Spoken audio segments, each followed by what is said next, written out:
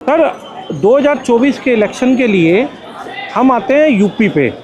UP में 3 त्रिकोणीय मुकाबले की तरफ यूपी जा रहा है।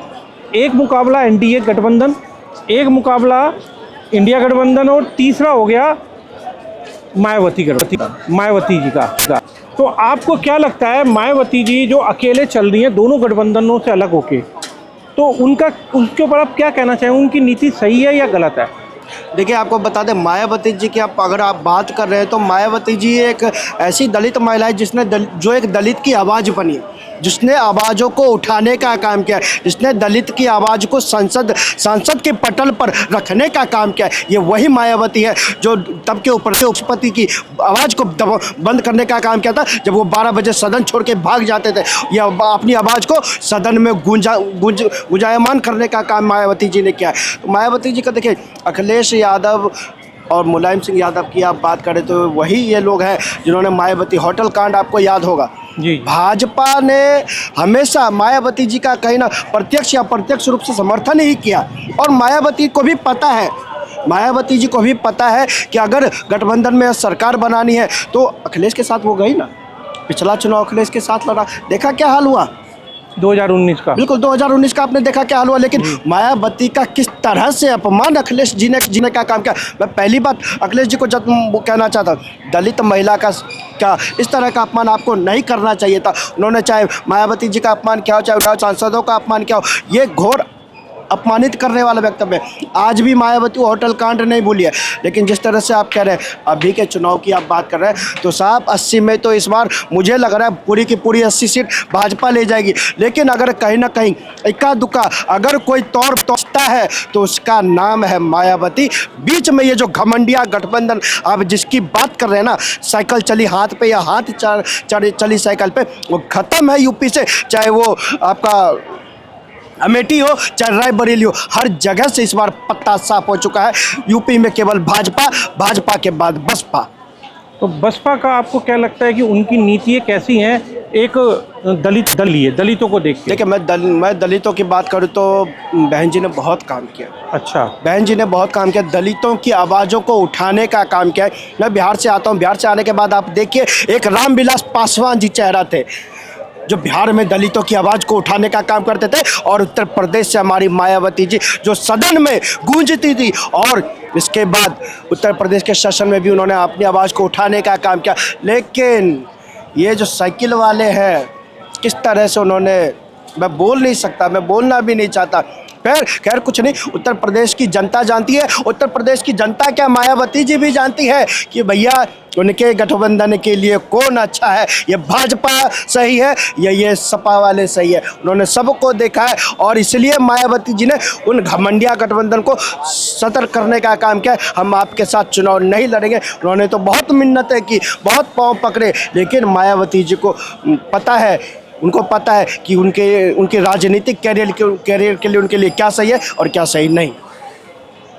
तो अब ये 2024 के जो लोकसभा इलेक्शन है, इसके अंदर मायावती जी ने एक अपनी अलग रणनीति से चल रही हैं। उनकी रणनीति ये है कि अपना कोर वोट बैंक जो उनका इस टाइम छटम चुका था पिछले लोकसभा चुनावों में, उसको किसी भी तरह अपने साथ वापस जोड़ना, जिसमें सवर्णों को भी है, दलितों को भी है, अल्पसंख्यकों को भी है, सारे सबको अपने साथ एक मुट्ठी करना। देखिए, मैं तो पहली बात आपको कहना चाहता हूँ, देखिए 80 में से 80 सीटें भाजपा आ रही हैं। लेकिन जिस तरह से आप बात कर रहे हैं, तो जो माना जो छिड़काव है, ये जो कुछ ऐसा है, अगर कहीं कोई वोट जाता है तो केवल मायावती जी है, उसके बाद और कोई नहीं है।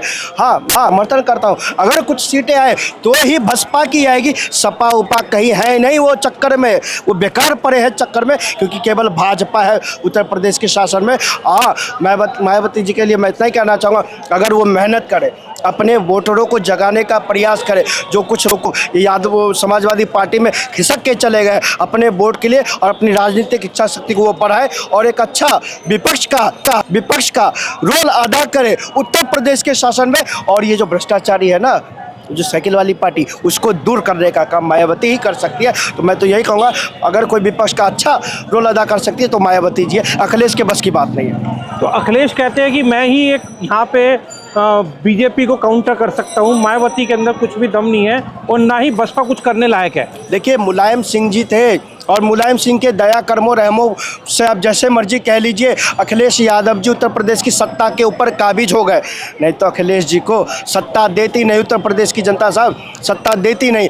आज 2017 के बाद अखिलेश यादव जी के लिए सबसे बड़ी परेशानी तो बाबा योगी जी है। उनको मोदी जी से कोई चिंता नहीं है, कोई चिंता नहीं है। उनके लिए उत्तर प्रदेश में योगी जी बैठे हैं और कड़ी टक्कर दे रहे हैं। तो मैंने वो यही कह रहा हूँ, मैंने आपको यही कहा कि उत्तर प्रदेश में वो राष्ट्र की छोड़ दीजिए, अब प्रदेश की सत्ता भी कभी अखिलेश यादव जी को नहीं मिलने वाली, कभी नहीं।